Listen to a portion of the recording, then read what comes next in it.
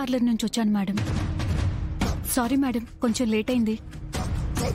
నేను ప్రియాని కదా పిలిచాను. తనకు అర్జెంట్ పనుండి నన్ను పంపించింది మేడం. ప్రియాలాగే నేను కూడా బాగా చేస్తాను మేడం, మీరే చూస్తారు కదా. ఇప్పుడు ఫేషియల్ చేపించుకునే మూడ్లో ఎవరు లేరు, నువ్వెళ్ళు. భలే దాని విలిచి ఆ దిక్కుమాలదొచ్చేదో కూసిందని ఆన్నే ఉంటావా ఏంది? మోహన్ చూడు ఒక్కసారిగా ఎట్ట పీక్కుపోయిండాదో. బాగా ఫేషియల్ చేస్తది, ఫంక్షన్ లో అందంగా కనబడద్దు నువ్వు. ఇంకా విషయం వదిలేయమ్మి, చేపించుకోపో. రండి మేడం, మసాజ్ కూడా బాగా చేస్తాను, మీరు రిలాక్స్ అవుతారు. అదిగో అదేదో రిలాక్స్ అవుతావంట, పోరాదమ్మి. వెళ్ళు నిషి, చెప్పాను కదా ఎవరో అన్న మాటల గురించి ఆలోచించకూడదు. అన్నది మనవాళ్లు కాదు కదా, మర్చిపో. అవునమ్మి, ఎల్లు. రండి మేడం. పో. యువరాజ్ వైఫ్ దొరికింది. గుడ్.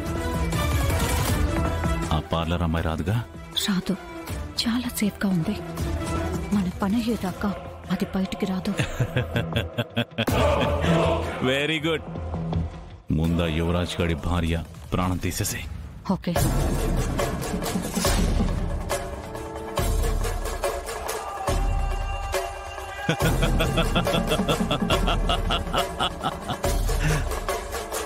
రే యువరాజ్, నేను చెప్పిన పనినే చెయ్యను అనేంత ధైర్యం నీకొచ్చింది కదా.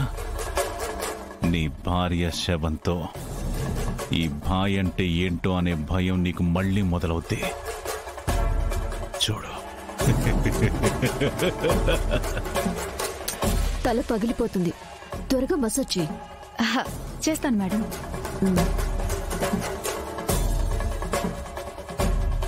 ఏంటి డోర్ లాక్ చేస్తున్నావు? ఎవరైనా వచ్చి డిస్టర్బ్ చేస్తారని మేడం. ఓకే.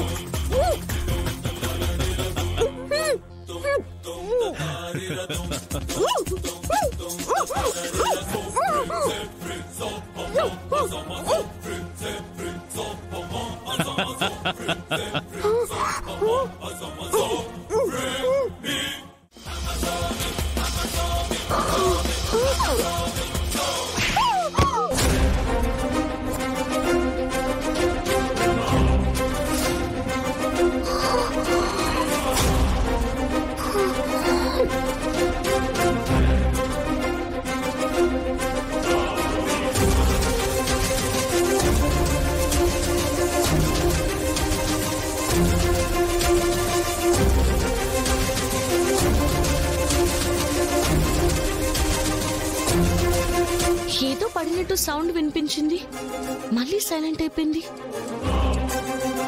నిషి కిందే ఉన్నట్టుంది కదా, మరి రూమ్ లో ఎవరున్నారు? అప్పుడే వచ్చేసుండారేం బాబు, రెస్ట్ తీసుకోపోయినారా? నేనొచ్చి పిలిచిండేదాన్ని కదూ. పర్వాలేదులేండి, ఇంకెంతసేపు శ్రీమంతానికి ముహూర్తం? ఇంకా ఒక అరగంట ఉండదు బాబు.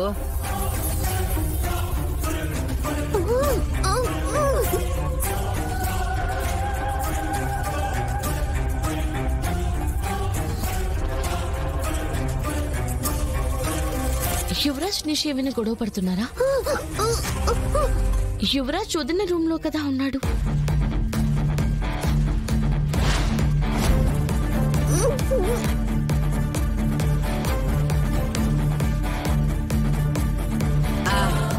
అమ్మి కాచి, నిషి ఫేషియల్ అయిపోయి రాగానే నువ్వు కూడా పో అమ్మి. సరే పెద్దమ్మా. ఎవరు నువ్వు? ఎందుకు నన్ను చంపాలనుకుంటున్నావు? చెప్పిన మాట వినకపోతే ప్రాణాలు ఇలాగే పోతాయి. నీ ప్రాణం తీసేస్తా. ఎవరు చెప్పారు? ఏం చెప్పారు? నేనేం వెళ్ళలేదు. నన్ను చంపకు ప్లీజ్. నీకేం కావాలంటే ఇస్తాను. నీ ప్రాణాలే కావాలి.